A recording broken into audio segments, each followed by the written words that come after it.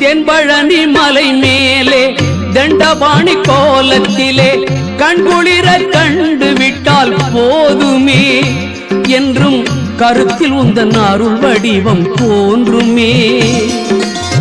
தென்பழனி மலை மேலே தண்டபாணி கோலத்திலே கண்குளிர கண்டு விட்டால் போதுமே என்றும் கருத்தில் உந்தன் அருள் வடிவம் தோன்றுமே.